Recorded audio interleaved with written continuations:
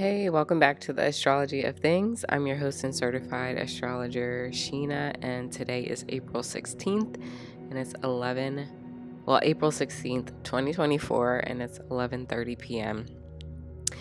And today, in the past couple of days, actually, I've had Mars in the first house on my mind, and so I just wanted to come on here and talk about Mars in the first house and just share my general interpretation of this placement. And as always, remember that this is general, and with astrology, in order to be specific and nuanced in the understanding of this particular placement as it pertains to you personally, we have to know where Scorpio is placed in your natal chart and what sign Mars is placed in. And then the sign of Mars is going to tell us, the strength and weakness of Mars. And we'd also need to assess what aspects Mars is making to the other planets in your chart.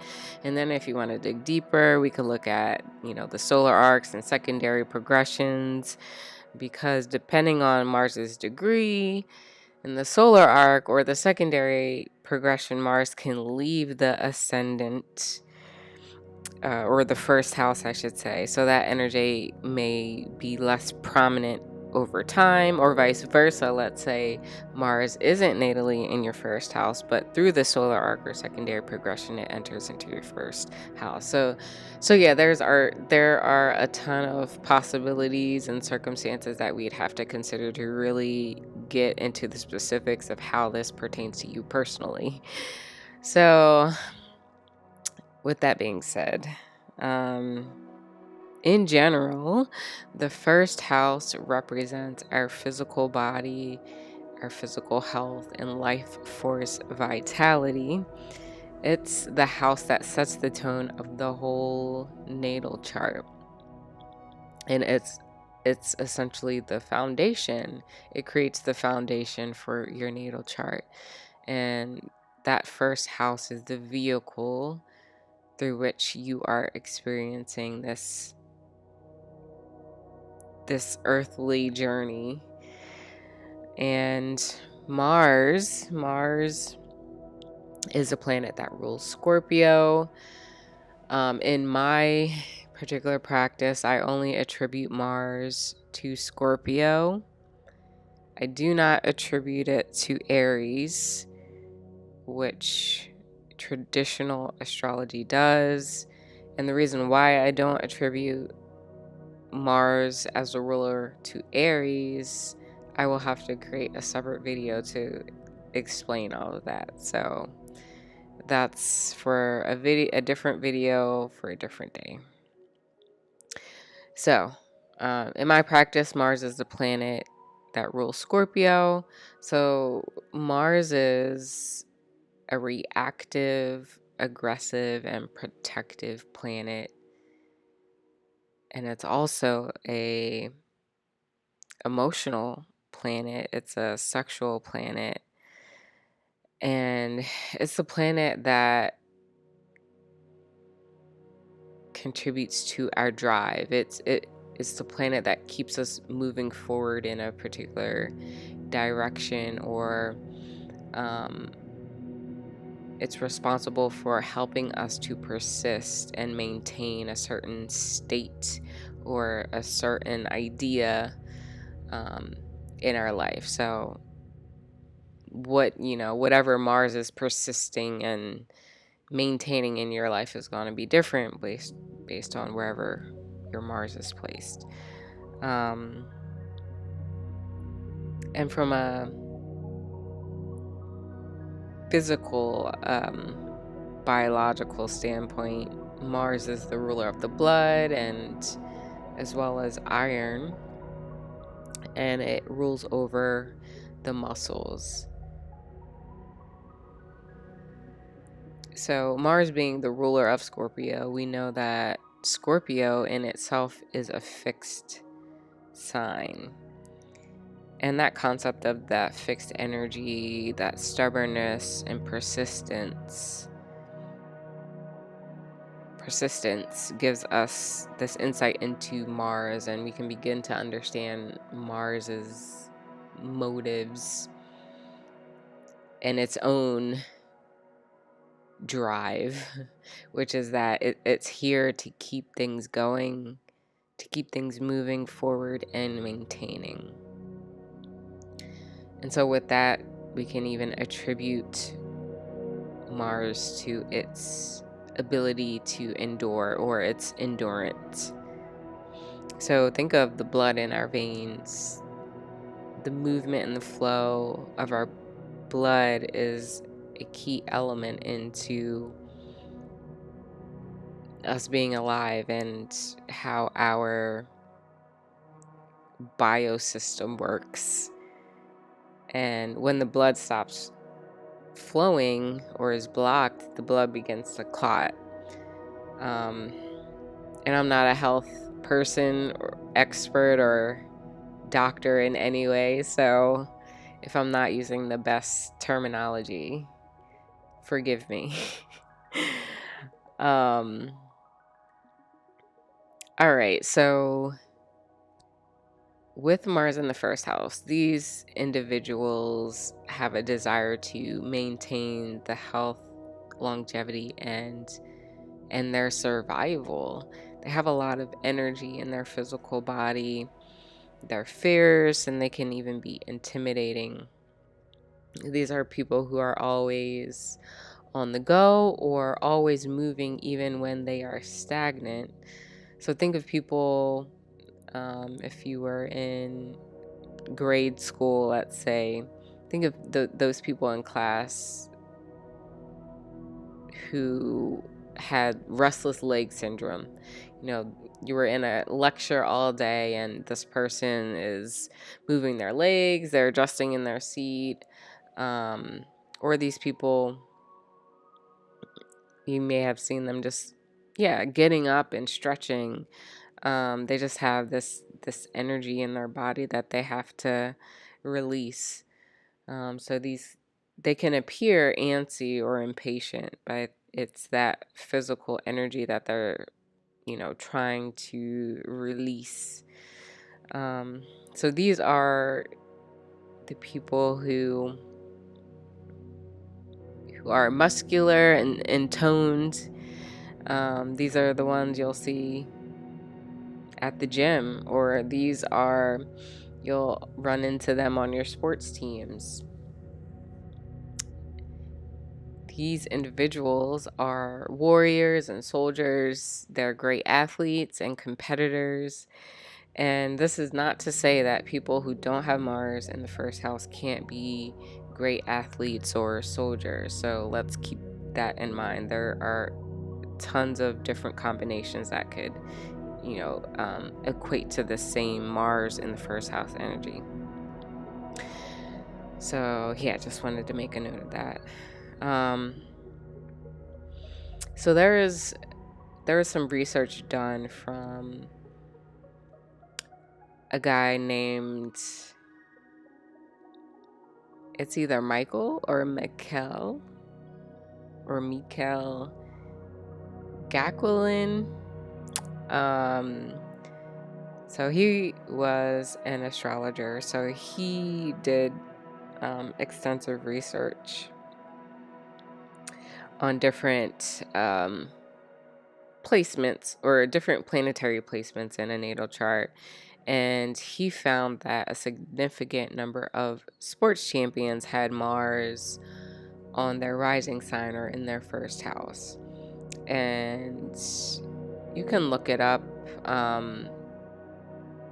His research is published in his book called The Influence of the Stars. But that idea of Mars in that first house, it's Mars in the first house as it pertains to sports specifically is termed the Mars effect. So one athlete that comes to mind who has Mars in the first house is the late Steve Prefontaine. People called him Pre, and he was a very young athlete, phenomenal runner who competed at the Olympics, and he had run for Oregon University back in the day. And I found some quotes from him, and I thought his quotes really kind of aligned to this idea of, or his personal natal placement of Mars being in the first house. So he said, quote, "Somebody may beat me, but they are going to have to bleed to do it," unquote. The next one is, quote, "A lot of people run a race to see who is the fastest. I run to see who has the most guts, who can punish himself into exhausting pace, and then at the end punish himself even more," end quote. Another one was, quote, "I can endure more pain than anyone you've met. That's why I win, because I can endure more pain," end quote. So if these quotes don't give you the gist, or they should give you the gist of that Martian energy in his first house. So he was a fighter on the track as a runner, and relentless in his training and competitive pursuits. So with that being said, as Pre stated himself, these Mars in the first house individuals are born with a high pain tolerance and pain thresholds, which gives them that capacity to push past those seemingly physical human limits. So these individuals are going to do what it takes to sustain their physical bodies, their livelihood, their survival. So with that, they're going to protect themselves physically when it comes down to it. So never underestimate someone with displacement. Like they could look nice, or easygoing, or maybe you never have seen them mad, but if you threaten them physically, they are able to muster up that Mars energy seemingly out of nowhere. And yeah, they they can pull that energy out of anywhere. And these individuals themselves may not even understand the full capacity of their own physical abilities and their physical limits and thresholds. So I'd also say that these individuals have quick reactions and can maneuver quickly through physically challenging situations. So Mars being the ruler of Scorpio, Mars does well with releasing toxins and waste. So when it comes to this Mars in the first house individual, they're going to want to release this pent-up energy that tends to build in their body, that's stored in their body. So this placement even lends itself to them building up a lot of sexual energy and needing to release that energy. So they're very sexually activated individuals, and even sexually desirable. They tend to just exude that sexual energy, and they have that sex appeal. And then physically, they are more susceptible to like headaches, fevers, inflammation, or they're more prone to cuts, bruises, and burns on the skin. So they may even have like visible scars on their bodies that, reflect those scars from the past. And one last thing I'd say is these people can come off fairly mysterious and or intimidating. So it may appear that they are hard to get to know based on how they look. Like if you see these people and they're not smiling, they just may come off as like the people that have RBF.